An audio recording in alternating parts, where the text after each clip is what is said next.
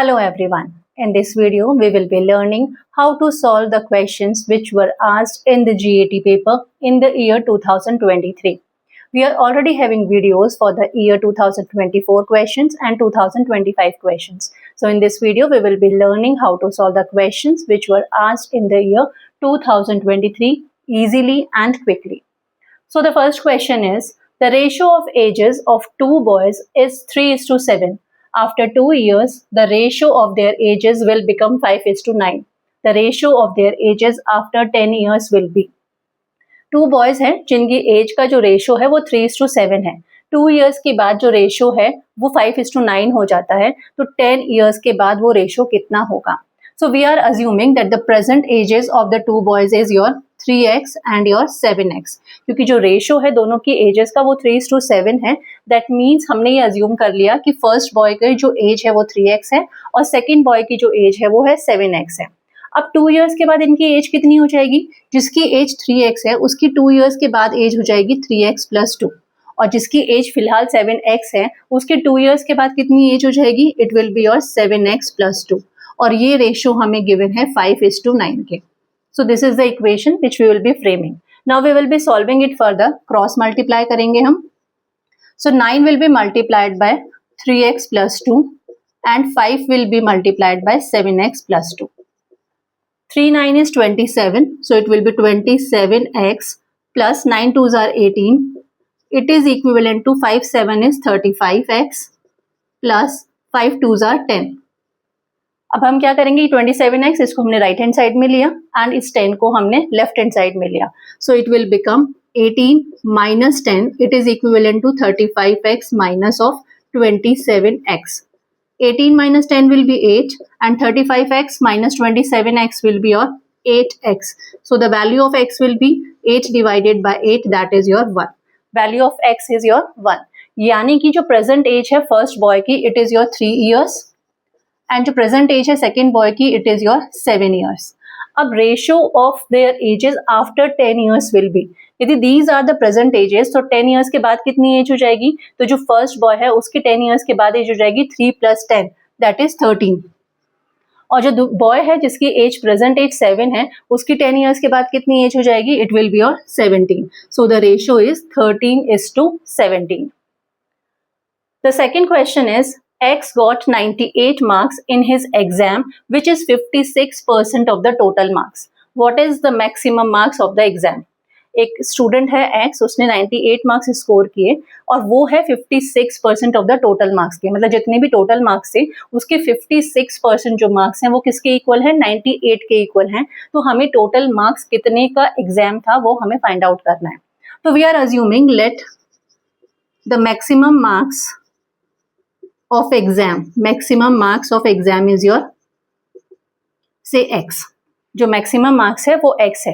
अब हमें गिवन क्या है कि 56% of this total marks that is your x, it is equivalent to 98. That means 56% of x is equivalent to 98. It is given to us. We have to find the value of x over here. So 56% of x means 56 upon 100 multiplied by x. It is equivalent to 98. So what the value of x will be? This 100 will go over here in multiplication and 56 will go in division. So 98 multiplied by 100 divided by your 56. Now it is divisible by 4. 4 1 is 4, 4 4 is 16 and 4 2s are 8. It's not divisible by 4, 4 2s are 8 and it is not divisible. So we are dividing it by 2, 2 2s are 4, 2 8 is 16. So 2 4 is 8, 2 9 is 18. Now both are divisible by 7, 7 4 is 28, 7 7 is 49. Now 4 25 times it is 100, 25 into 7 will be your 175. That means जो total marks है यहाँ पे जो maximum marks हैं वो कितना है? 175 है.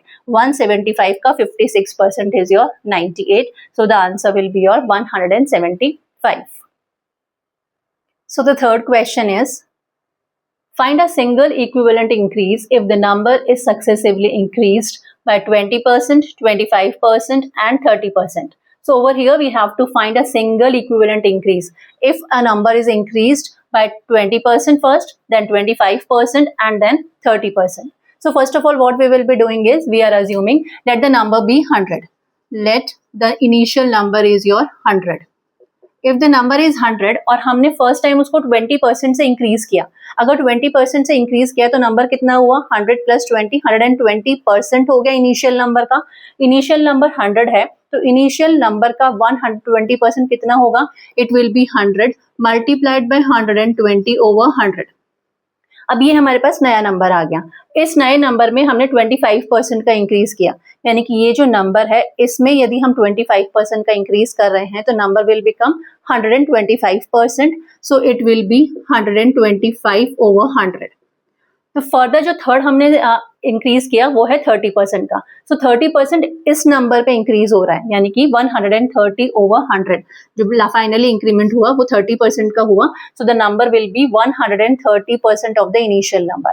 So this will be the final number. जब हम 3 सक्सेसिव स्टेप्स के अंदर इंक्रीज करेंगे नंबर को तो जो 100 इनिशियल हमने नंबर लिया था वो जो भी कैलकुलेशन करने पाएगा उसमें कन्वर्ट हो जाएगा, उतने से इंक्रीज हो जाएगा. So if we will be solving it further, ये 2 zeros कैंसिल हुए, ये 0 कैंसिल हुआ. 25 4 is 100, 25 5 is 125, 4 3s are 12. So it will be 13 3s are 39 multiplied by 5. 5 9 is 45, 4 carry 5 3 15 and 4 95. यानी जो इनिशियल नंबर 100 था वो अब कितना हो गया है? 195 हो गया है. तो इंक्रीज कितने का हुआ? 95 का इंक्रीज हुआ. From 100 it has converted into 195. वैसे तो हमें डायरेक्टली दिख रहा है कि 95% का इंक्रीज हुआ, क्योंकि हमने जो बेस लिया था वो 100 लिया था, तो 100 यदि 195 में कन्वर्ट हुआ तो इंक्रीज इज ऑफ 95%. लेकिन कैसे आया? ये नंबर इनिशियल 100 था और अब हो गया है वो 195. तो कितना इंक्रीज हुआ? 95 का इंक्रीज हुआ.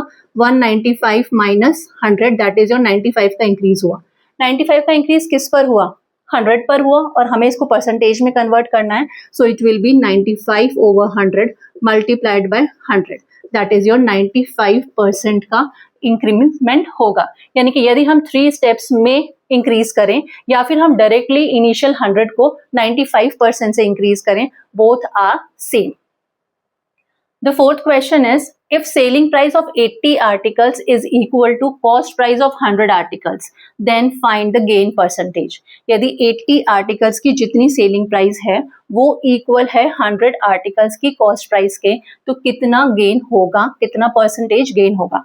So हम assume कर लेते हैं कि let the cost price of one article is ₹1. 1 article की जो कॉस्ट प्राइस है वो हमने अज्यूम कर ली 1 रुपीज है. अब यदि वो 1 रुपीज है तो 100 आर्टिकल की कॉस्ट प्राइस कितनी होगी? 100 आर्टिकल की कॉस्ट प्राइस हो जाएगी 100 रुपीज. यदि 1 आर्टिकल की कॉस्ट प्राइस 1 रुपीज है तो 100 आर्टिकल की कॉस्ट प्राइस कितनी हो जाएगी? 100 रुपीज हो जाएगी. अब यदि ये 100 रुपीज है तो हमें क्या है गिवन कि सेलिंग प्राइस ऑफ 80 आर्टिकल्स की जो सेलिंग प्राइस है वो इक्वल है 100 आर्टिकल्स की कॉस्ट प्राइस की. 100 आर्टिकल्स की कॉस्ट प्राइस कितनी है? 100 रुपीज है. और यदि हम बात करें 80 आर्टिकल्स, तो 80 आर्टिकल्स की कॉस्ट प्राइस कितनी होगी? It will B 80 rupees. यानी कि हमने अज्यूम कर लिया कि 1 आर्टिकल की कॉस्ट 1 रुपीज है तो 80 आर्टिकल्स की 80 रुपीज होगी और 100 आर्टिकल्स की 100 रुपीज होगी. अब हमें गिवन ये है कि जो 80 आर्टिकल्स हैं उनकी जो सेलिंग प्राइस है, सेलिंग प्राइस ऑफ 80 आर्टिकल, ये इक्वल है कॉस्ट प्राइस ऑफ 100 आर्टिकल के. तो कॉस्ट प्राइस ऑफ 100 आर्टिकल कितनी है? 100 रुपीज है. यानी कि 80 आर्टिकल्स की सेलिंग प्राइस जो है वो 100 रुपीज है और 80 आर्टिकल्स की जो कॉस्ट प्राइस है वो 80 रुपीज है. तो हमारा जो नंबर्स ऑफ आर्टिकल्स है वो should be same for the cost price and the selling price. अब हमने यहाँ पे ले लिया कि 80 आर्टिकल्स की कॉस्ट प्राइस 80 रुपीज है और 80 आर्टिकल्स की सेलिंग प्राइस 100 रुपीज है. तो हमें प्रॉफिट कितना हुआ? Profit will be selling price minus cost price, that is 100 minus 80, that is 20 rupees का हमें प्रॉफिट हो गया. अब ये प्रॉफिट हुआ, हमें प्रॉफिट परसेंटेज फाइंड आउट करना है. So what's the formula for finding profit percentage और the gain percentage? It is your profit divided by cost price multiplied by 100. Profit हुआ हमें 20 रुपीज का और कॉस्ट प्राइस कितनी थी? 80 आर्टिकल्स पर हमें 20 रुपीज का प्रॉफिट हो रहा है, तो हम कॉस्ट प्राइस लेंगे 80 आर्टिकल्स की, that is your 80 rupees. So profit is of 20 rupees, cost price of 80 articles is your 80 rupees multiplied by 100. This is the profit percentage or the gain percentage. 20 4 times is 80 and 4 25 times is 100. So the profit is your 25% का हमें profit होगा. So here is the fifth question. What sum of money will amount to rupees 520 in 5 years and to rupees 568 in 7 years on simple interest? यानी कि हमें principal find out करना है जो कि 5 years में कन्वर्ट हो जाएगा 520 रुपीज में. That means 520 is amount after 5 years and amount after 7 years is 568. That simply means ये 520 क्या है? प्रिंसिपल प्लस 5 years का simple interest. Simple interest of 5 years plus principal is 520 rupees और ये 568 क्या है? It is your principal plus 7 years का simple interest. We know कि सिंपल इंटरेस्ट जो होता है वो every year remain same for the every year, for the first year, for the second year, for the third year, every year the simple interest remains the same.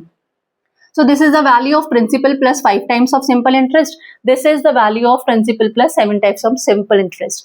Now अगर हम इन दोनों को subtract करें तो we will be getting simple interest of 2 years, क्योंकि ये है 5 years का सिंपल इंटरेस्ट और ये है 7 years का सिंपल इंटरेस्ट. यानी कि यदि हम 568 को और 520 को इनको सब्ट्रैक्ट कर दें तो we will be getting simple interest of 2 years. तो simple interest of 2 years it will be 568 minus 520. That is your 848 rupees is the simple interest of 2 years. So simple interest of 1 year will be, because simple interest remains the same throughout, that means simple interest of 1 year will be 48 divided by 2, that is your 24 rupees will be the simple interest of 1 year. This is includes simple interest of 5 years. So simple interest of 5 years will be, simple interest of 5 year will be 5 multiplied by 24, 120 rupees will be the simple interest of 5 years.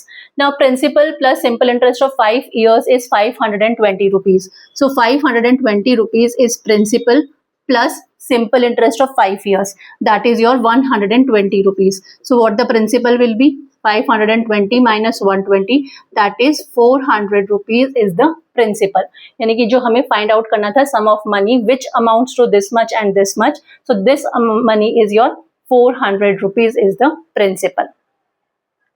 The next question is, the area of circle is numerically equivalent to its circumference. Find the diameter of the circle.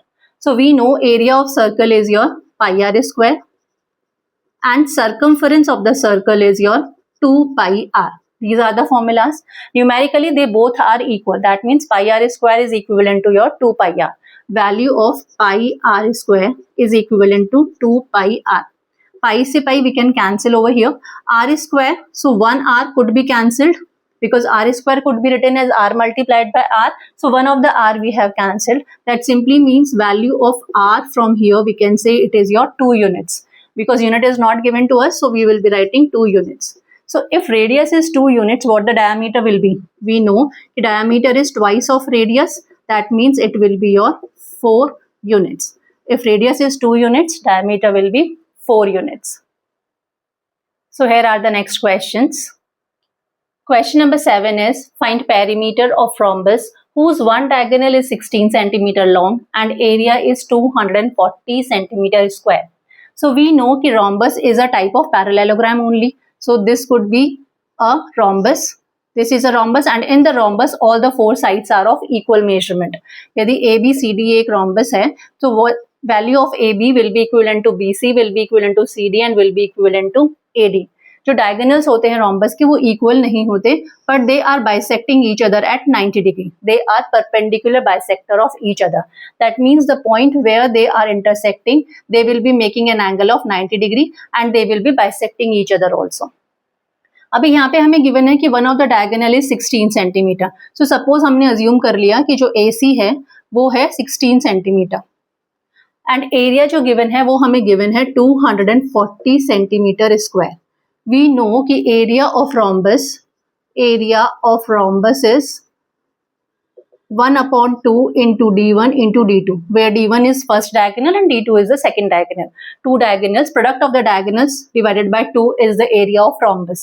Area of rhombus is given to us as 240. It is equivalent to 1/2 multiplied by, suppose D1 is your 16 and second diagonal we have to find, so we have written it as D2. So 2, 8 is 16. So what the value of D2 will be? Second diagonal will be 240 divided by your 8. This will be the diagonal. Now 8 3s are 24. That means 30 centimeter will be the length of second diagonal. जो second diagonal होगा वो कितने का होगा? 30 centimeter long होगा. First diagonal is 16 and the second diagonal is your 30 centimeter. Now suppose we are assuming that AC is 16 and second diagonal is your BD. BD is your 30 centimeter. So half of AC will be your 8 centimeter. यदि पूरा AC जो है वो 16 centimeter है, तो हम यदि OC की बात करें, OC is half of the diagonal AC. So OC will be your 16 divided by 2, that is your 8 centimeter.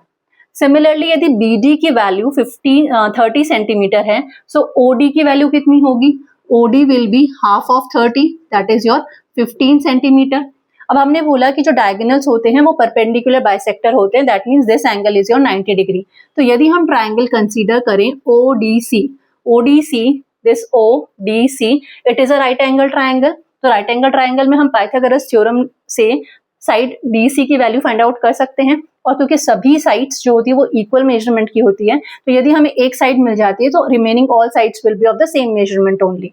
तो अब हम ट्राइंगल ODC के अंदर पाइथागोरस थ्योरम अप्लाई करते हैं. तो CD will be the hypotenuse, so CD square will be equivalent to OC square plus your OD square. So CD square will be, OC is 8 and OD is your 15. 8 is 64, 15 is 225. If we will be adding 5, 4, 9, 8, 289. It is the value of CD square. So what the value of CD will be? It will be root of 289, that is your 17 centimeter. जो आपका side है rhombus का वो कितना है आपका? 17 centimetre है. और यदि all the four sides are equal, so perimeter will be, we have to find the perimeter. So perimeter will be 4 multiplied by side, because all the four sides are of equal measurement. So perimeter will be 4 multiplied by 17, 28, 68 centimeter. 68 centimeter will be the perimeter of the rhombus. The next question is the point -2, 3 lies in which quadrant? So जो first coordinate होता है, जो coordinates हमें given है, उसका जो first coordinate होता है that is your x axis, x को रिप्रेजेंट करता है, एक्स कोऑर्डिनेट होता है, और जो सेकंड लिखा होता है वो हमारा क्या होता है? वाई कोऑर्डिनेट होता है. तो यहाँ पे हमें क्या दिख रहा है कि जो एक्स कोऑर्डिनेट है वो निगेटिव है और जो वाई कोऑर्डिनेट है वो हमारा पॉजिटिव है. So if we are going to see, जो हमारी एक्स और वाई एक्सिस होती है वो किसी भी प्लेन को 4 क्वाड्रेंट्स में डिवाइड करती है. This is your first quadrant, this is second, this is third quadrant and this is your fourth quadrant. यहाँ पे जो हमारी एक्स है, this x is your positive axis. यहाँ पे हमारा एक्स पॉजिटिव होता है, यहाँ पे हमारा एक्स निगेटिव होता है, यहाँ पे वाई पॉजिटिव होता है एंड यहाँ पे वाई निगेटिव होता है. So if we are going to see, first quadrant के अंदर एक्स पॉजिटिव है एंड वाई भी पॉजिटिव है, यानी कि दोनों ही पॉजिटिव होते हैं. जो सेकेंड क्वाड्रेंट होता है इसमें एक्स तो निगेटिव है but Y is positive, negative and positive. So if we are going to see, हमारा एक्स निगेटिव है और वाई पॉजिटिव है, यानी कि ये वाला जो पॉइंट होगा वो हमारा सेकेंड क्वाड्रेंट में लाई करेगा. अगर हम थर्ड क्वाड्रेंट की बात करें तो एक्स निगेटिव है एंड वाई भी निगेटिव है. सो इस क्वाड्रेंट में जो पॉइंट्स होते हैं उसमें दोनों ही एक्स एंड वाई कोऑर्डिनेट्स जो होते हैं वो निगेटिव होते हैं, और जो भी पॉइंट फोर्थ क्वाड्रेंट में होंगे उनके लिए x will be positive and y will be your negative. So over here we can see कि ये जो point -2, 3 है, it will lie in your second quadrant. So let's understand the next questions. Question number 9. If the median of x upon 5, x, x upon 4, x upon 2 and x upon 3, where x is greater than 0 is 8, then value of x will be. हमारे पास जो numbers given है वो क्या है? x upon 5, x, x upon 4, x upon 2 and x upon 3 है. हमें median जो given है वो 8 गिवन है. तो मीडियन फाइंड आउट करने के लिए वी नो कि हम सबसे पहले असेंडिंग ऑर्डर में अरेंज करते हैं सभी नंबर्स को. तो यदि हम यहाँ पे देखें तो सभी का numerator is your x only, तो जिसका डिनोमिनेटर सबसे बड़ा होगा वही नंबर सबसे छोटा होगा, यानी कि x upon 5 will be the smallest one, then it will be your x upon 4, then it is your x upon 3, then it is your x upon 2, और जो सबसे बड़ा नंबर होगा that will be your x. तो यदि हम इनको ascending order में अरेंज करें तो it will be x upon 5, then x upon 4, then x upon 3, then x upon 2 and then x. जो आपकी मिडिल मोस्ट टर्म होती है, मिडिल मोस्ट ऑब्जर्वेशन होती है, दैट इज योर मीडियन। अब यहाँ पे यदि हम देखें तो number of observation is your 5 एंड यदि हमारे पास number of observation odd number होता है तो मीडियन क्या होता है, n प्लस 1/2th जो ऑब्जर्वेशन होती है दैट इज द मीडियन। यहाँ पे n की वैल्यू कितनी है, 1 2 3 4 5, total number of observation is 5, that means value of n is your 5, so 5 plus 1/2 that means 6/2, or you can say third term, whatsoever the third observation will be, that is the median. So first, second, third, that means x upon 3 is the median over here, and median हमें given कितना है numerically, it is your 8, that means value of x upon 3 is your 8, or we can say x is your 3 multiplied by 8, that is your 24. So value of x will be 24. The next question is, what is the probability that any non-leap year will have 53 Sundays? तो non leap year में 53 Sundays होने की क्या probability है? तो यदि हम देखें तो जो नॉन लीप ईयर होता है उसमें नंबर ऑफ डेज कितने होते हैं, इट इज योर 365 डेज होते हैं। यदि इन्हें हम 7 से डिवाइड करें तो यदि 7 से डिवाइड किया तो 7 5 is 35 and 1 and 2 15 it is, so 15 7 2 are 14, that means 52 complete weeks हो गए एंड साथ में 1 डे हो गया। जो आपका 365 डेज है उसको हम कैसे लिख सकते हैं कि 52 तो कंप्लीट वीक्स हैं और 1 डे एक्स्ट्रा है। सो अब 52 जो कंप्लीट वीक्स हैं उसमें सभी डेज जो आपका संडे हो, मंडे हो, Tuesday, Wednesday, Thursday, Friday, Saturday, सभी आपका 52 टाइम्स आ जाएंगे क्योंकि 52 कंप्लीट वीक्स हैं, तो सभी के सभी नंबर 52 टाइम्स आ जाएंगे। सारे के सारे जो डेज हैं आपके वो 52 टाइम्स तो आने ही आने हैं, लेकिन हमें चाहिए कि जो संडेज हैं वो 53 होने चाहिए, यानी कि जो भी डिफरेंस आएगा वो इस 1 डे की वजह से आएगा। यदि इस 1 डे को संडे हुआ तो total number of Sundays will become 53, अगर इस दिन मंडे हुआ तो total number of Mondays will become 53, यानी कि इस दिन टोटल पॉसिबल आउटकम्स कितने हैं, संडे हो सकता है, मंडे हो सकता है, Tuesday, Wednesday, Thursday, Friday and Saturday. These are the possibilities कि इस 1 डे को इनमें से कुछ भी हो सकता है। अब इसके लिए हमारे 53 संडेज होने के लिए हमारे लिए फेवरेबल क्या है, फेवरेबल है हमारा संडे का आना। This is favourable to us, क्योंकि यदि इस 1 डे को संडे आ जाता है तो हमारे total number of Sundays will become 52 + 1 53 Sundays हो जाएंगे, यानी कि favourable outcome is 1 out of total number of possible outcome is 7। So probability क्या होती है, total number of favourable outcome divided by total number of possible outcome. So answer will be your 1/7 will be the probability in that in any non-leap year there will be 53 Sundays. Now let's understand the next questions. So question number 11 is, a bag contains 5 black, 3 white and 2 red balls. 3 balls are drawn in succession. What is the probability that the first ball is red, second ball is black and the third ball is white? तो हमारे पास total जो bag है उसके अंदर 5 black balls हैं, 3 white balls हैं और 2 red balls हैं। हमने 3 स्टेप्स में 3 बॉल्स को टेक आउट किया, बाहर निकाला। तो यदि हमारी फर्स्ट बॉल रेड हो, सेकेंड बॉल ब्लैक हो और थर्ड बॉल वाइट हो, इसकी प्रोबेबिलिटी क्या है, that we have to find it out. तो सबसे पहले हम देखते हैं कि टोटल नंबर ऑफ बॉल्स कितनी है। Total number of balls is your 5 + 3 + 2 that is your 10। Total number of balls is your 10। अब इन 10 बॉल्स में से हमको सबसे पहले एक बॉल लेनी है, फिर सेकंड लेनी है, फिर थर्ड लेनी है। तो ये हमारे 3 इवेंट्स हो गए और तीनों के तीनों ही इवेंट जो है इंडिपेंडेंट है, एक दूसरे पे डिपेंडेंट नहीं है। तो हम क्या करेंगे, पहले इंडिविजुअली तीनों ही इवेंट की प्रोबेबिलिटी फाइंड आउट करेंगे। And now we have learned in the chapter probability, in the concepts of probability, यदि हमारे पास इंडिपेंडेंट इवेंट्स हैं तो यदि 3 इंडिपेंडेंट इवेंट सक्सेशन में हो रहे हैं तो तीनों के एक साथ होने की probability will B multiplication of the 3 events.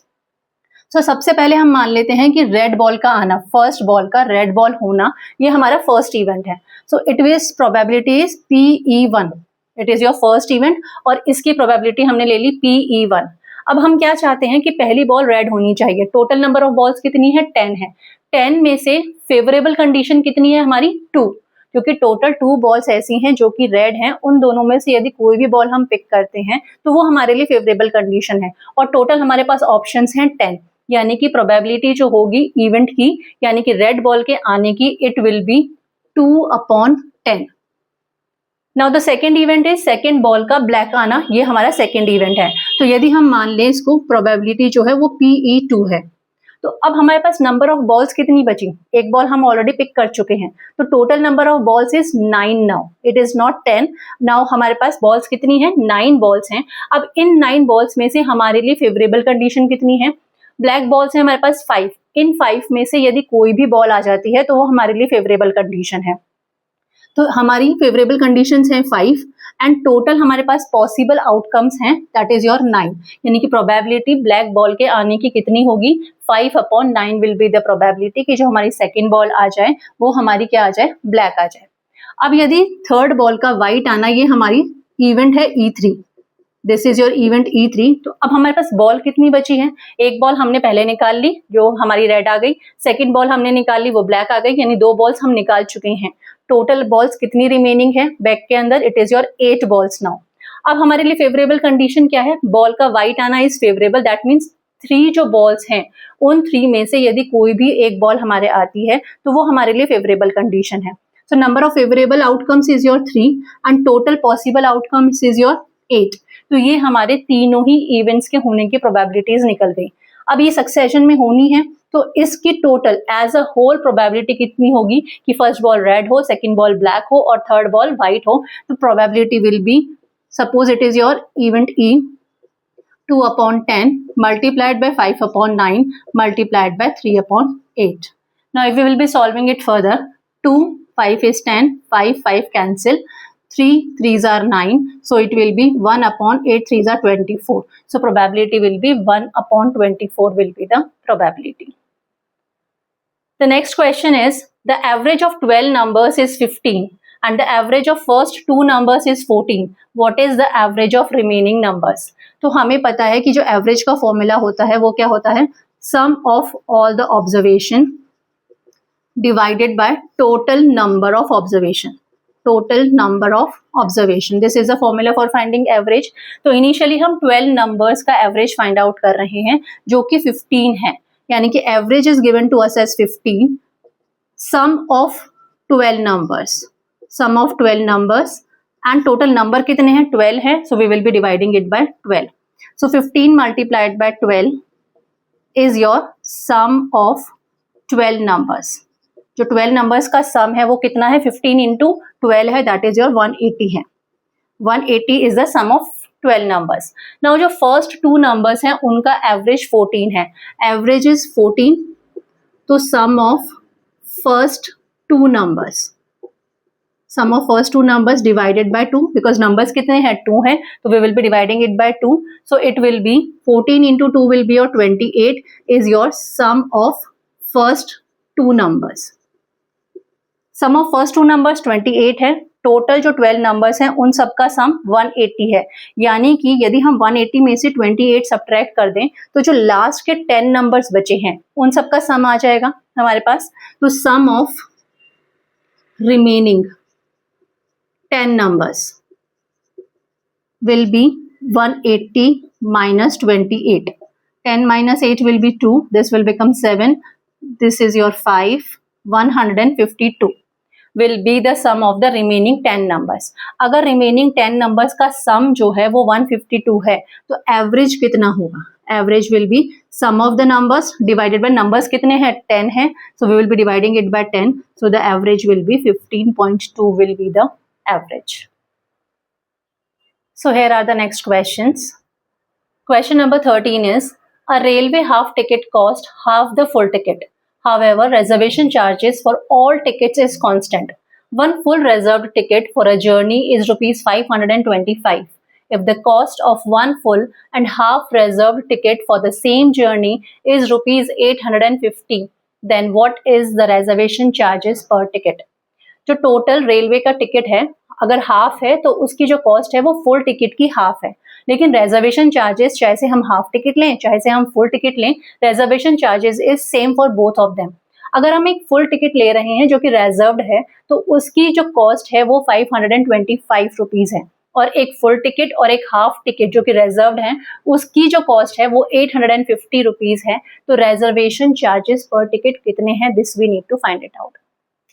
सो हम अज्यूम कर लेते हैं कि let the reservation charges let the reservation charges is your x rupees. जो रिजर्वेशन चार्जेस हैं जो कि सेम है फुल टिकट के लिए भी और हाफ टिकट के लिए भी सेम ही है, वो हमने अज्यूम कर लिया कि x रुपीज का है। यदि x रुपीज रिजर्वेशन चार्जेस हैं तो फुल टिकट की कॉस्ट कितनी होगी? फुल टिकट की कॉस्ट हो जाएगी आपकी 525 माइनस x हो जाएगी, क्योंकि x तो रिजर्वेशन चार्जेस हैं और टिकट के चार्जेस कितनी है 525 माइनस x हो जाएगी, क्योंकि टोटल रिजर्व्ड टिकट की कॉस्ट 525 है। इसके अंदर आपके रिजर्वेशन चार्जेस भी आ रहे हैं और जो टिकट की कॉस्ट है वो भी आ रही है, दोनों आ रही है। यानी कि यदि रिजर्वेशन चार्जेस x हैं तो टिकट की कॉस्ट कितनी हो जाएगी? 525 माइनस x हो जाएगी आपकी टिकट की कॉस्ट। ये फुल टिकट की कॉस्ट है, तो हाफ टिकट की कॉस्ट कितनी होगी? हाफ टिकट की कॉस्ट हो जाएगी 525 माइनस x डिवाइडेड बाय 2।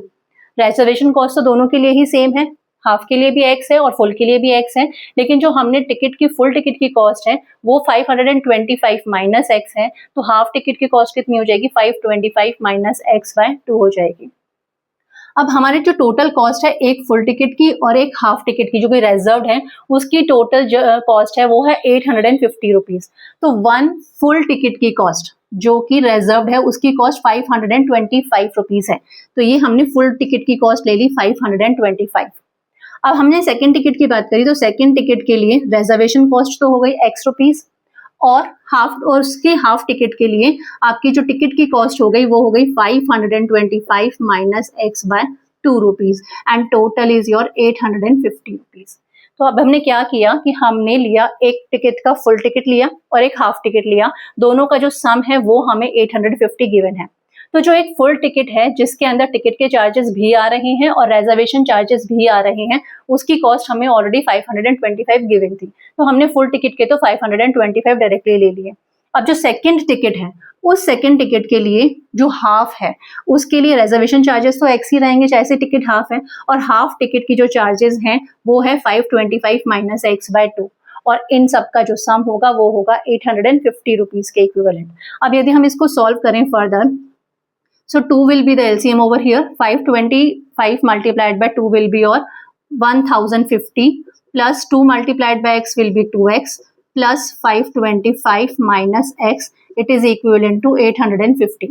2 इधर मल्टीप्लाई हो जाएगा, क्रॉस मल्टीप्लाई हो जाएगा, 1050 एंड 525 यदि इसे हम ऐड करें तो इट विल बिकम 1575।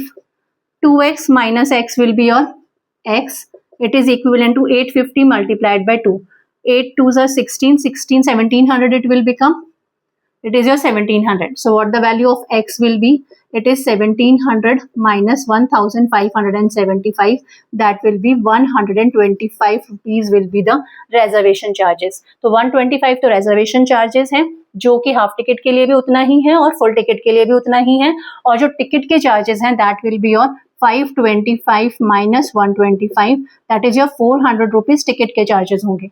तो फुल टिकट के लिए तो 400 होंगे और हाफ टिकट के लिए कितना होगा? 200 होगा। So this is how we can find it out by framing the equation and then solving it further. Required is your, this is the required thing. ये तो हमने सिर्फ एक्सप्लेनेशन के लिए देखा है, लेकिन जो रिक्वायर्ड थिंग है रिजर्वेशन चार्जेस पर ticket, that is your 125 rupees. The next question is, find the angle of elevation of sun when the length of shadow of a tree is 1/√3 times the height of the tree। ये हमने मान लिया कि suppose this is the tree, this is the shadow, और इसको हमने join कर दिया। ये हमारा A B C, suppose this is A B is the length of the tree. हमने मान लिया कि जो लेंथ ऑफ द ट्री है सपोज योर एक्स है, एक्स यूनिट्स है, तो जो शेडो है ट्री की वो 1/√3 टाइम्स है हाइट ऑफ द ट्री के। ये हाइट ऑफ द ट्री है और इसकी 1/√3 टाइम्स शेडो है, दैट मीन्स ये जो शेडो बी सी है it is your x/√3। x multiplied by 1/√3 will become x/√3। हमें फाइंड आउट करना है angle of elevation, so this is the angle of elevation theta. हमने अज्यूम कर लिया एंगल ऑफ एलिवेशन थीटा है, तो अगर ये एंगल है तो for this A B will be the perpendicular and B C will be the base. अब परपेंडिकुलर और बेस कौन से ट्रिग्नोमेट्रिक रेशियो में आता है? It comes in your tan theta. So tan theta is your perpendicular over base. So perpendicular over here is x is a perpendicular and base is your x/√3। x upon root three, x is going to cancel, root three आपका numerator में आ जाएगा, यानी tan theta की value हो गई root three. अब हमें पता है कि जो रूट थ्री है वो कब होता है 10 में, 10 का किस रेशो के अंदर, किस एंगल पर जो वैल्यू है वो रूट थ्री होती है, it is your 1060 degree. 1060 degree की वैल्यू जो होती है वो हमारी रूट थ्री होती है, that means theta, that is angle of elevation will be your 60 degrees will be the angle of elevation. So here are the next questions. Question number 15 is, if height of cone is doubled, then find the percentage increase in the volume. यदि height को हम double कर दें cone की, तो volume की percentage increase कितना होगा?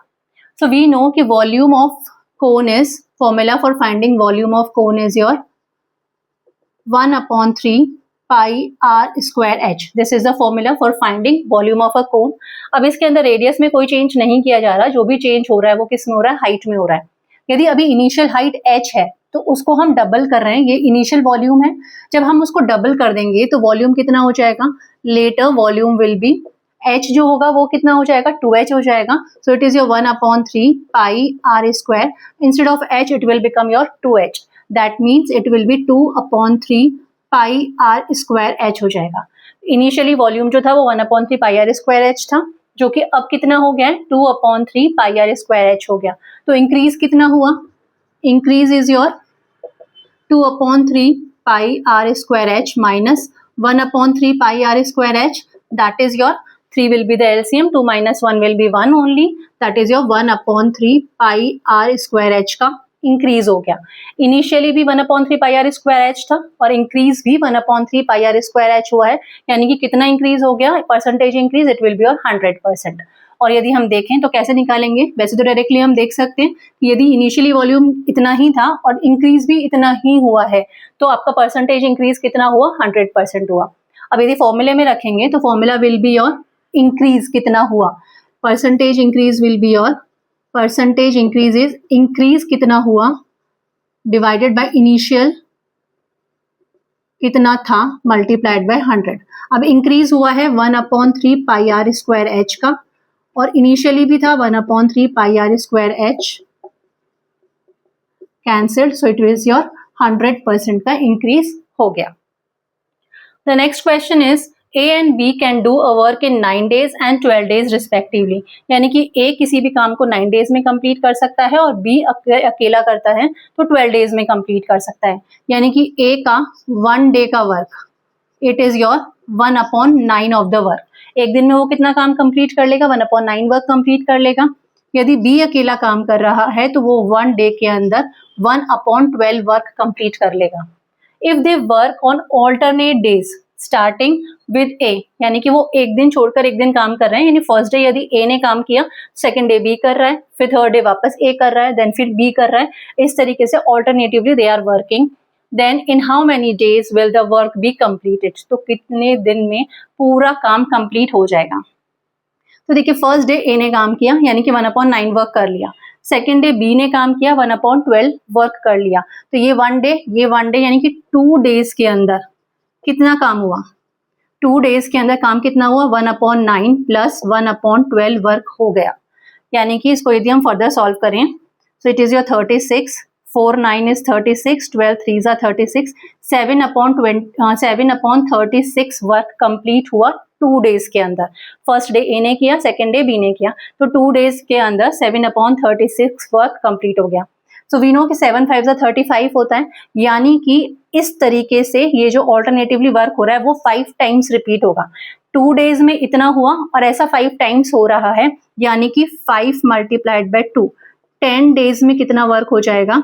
अगर 2 डेज में 7/36 वर्क हो रहा है तो 10 डेज में कितना होगा, 7/36 multiplied by 5, that is your 35/36, क्योंकि 2 डेज के अंदर 7/36 वर्क हुआ था और ऐसा 5 टाइम्स रिपीट कर रहे हैं हम।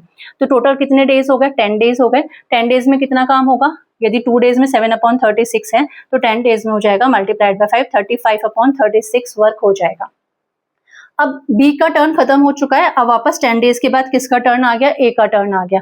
पहले तो कितना वर्क बचा है करना, रिमेनिंग वर्क बचा कितना है, remaining work is your, total work was 1, work हो गया 35 over 36, so LCM will be 36, 36 minus 35 will be 1/36 work बचा है। और A 1 दिन में 1/9 वर्क कर लेता है, यानी कि इससे ज्यादा काम कर लेता है, यानी कि 10 डेज के कुछ घंटों में आपका जो काम है वो कंप्लीट हो जाएगा। 11 डेज कंप्लीट नहीं होंगे। तो यदि हम ऑप्शन देख सकते हैं, यदि ऑप्शन में कुछ इस तरीके का है जो 10 प्लस है और कोई और ऑप्शन ऐसा मैच नहीं कर रहा, तो हम उसको टिक कर सकते हैं। अदरवाइज हमें कितना टाइम और लगेगा 10 डेज होने के बाद? So it's formula is time is your remaining work. Remaining work कितना है? 1/36 इज द रिमेनिंग वर्क। और 1 डे का वर्क कितना है? 1 डे का वर्क है A का 1/9, सो 1/9। अगर इसको हम फर्दर सॉल्व करें तो 1/36, this 9 will go here, so 9 4 is 36, यानी कि 1/4 डे और लगेगा। 1/4 डे और लगेगा काम को कंप्लीट करने में। 10 डेज ऑलरेडी लग चुके थे, उसके बाद 1/4 डे A और लेगा काम को कंप्लीट करने में। तो टोटल टाइम विल बी और 10 1/4 डे। इतना टाइम लगेगा पूरे काम को कंप्लीट करने के लिए। So let's understand the next questions. So question number 17 is which of the following speeds it's least. इनमें से जो भी स्पीड्स हमें गिवन है उनमें सबसे कम स्पीड कौन सी है? सो सी ओवर हियर, तो first is your 50 metre per second, it is 50 metre per minute.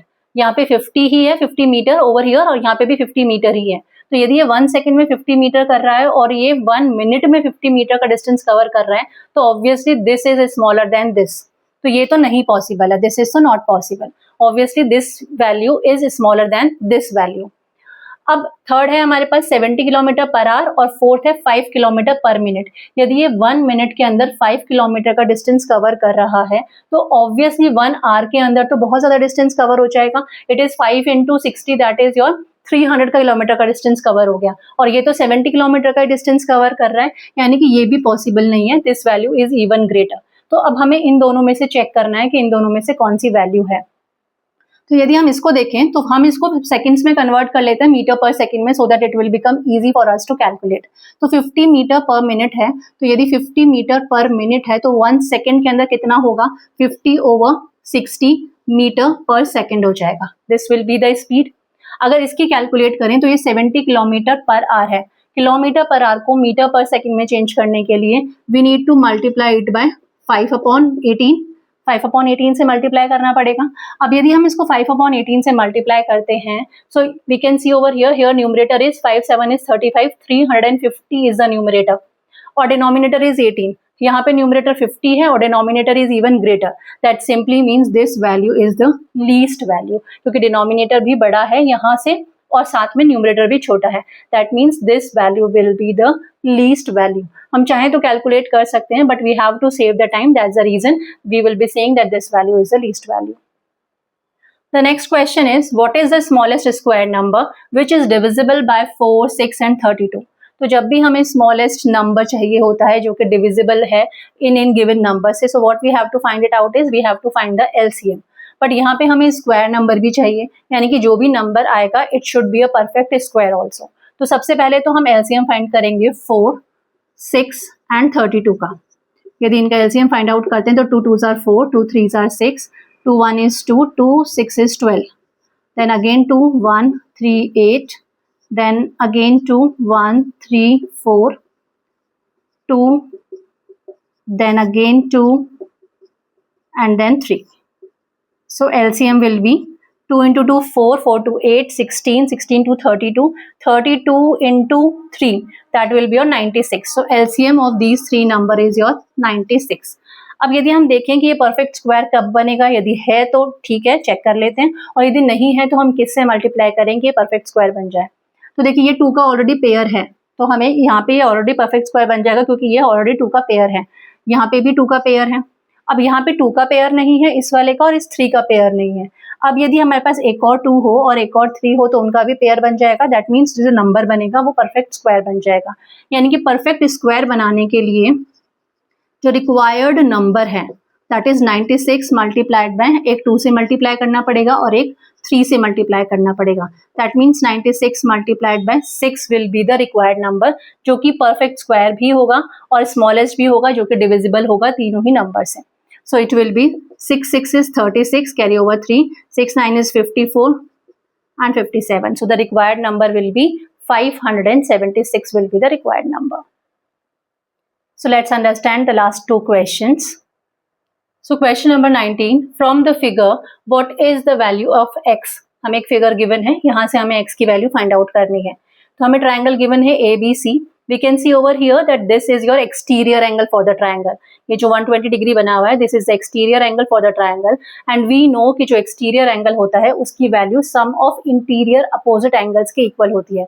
तो for this exterior angle, interior opposite angle are this and this are the interior opposite angle. That simply means sum of interior opposite angle, that means x plus 50 will be your 120.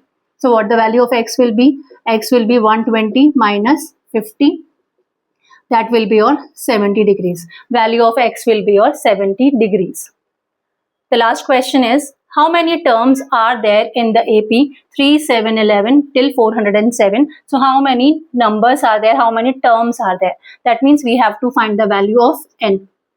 हमें पता है कि जो formula होता है find out करने का, nth term that is your a n is equivalent to a plus n minus 1 into D, जहाँ पे a फर्स्ट टर्म है AP की, d कॉमन डिफरेंस है, a n nth टर्म है और हमें n की वैल्यू फाइंड आउट करनी है. तो यहाँ पे a जो कि फर्स्ट टर्म है वो कितनी है?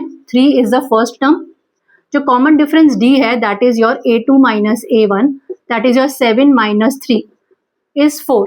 अगर हम सेकेंड टर्म में से फर्स्ट टर्म को सब्ट्रैक्ट करें तो we will be getting the common difference that is D. सो कॉमन डिफरेंस हो जाएगा हमारा 4.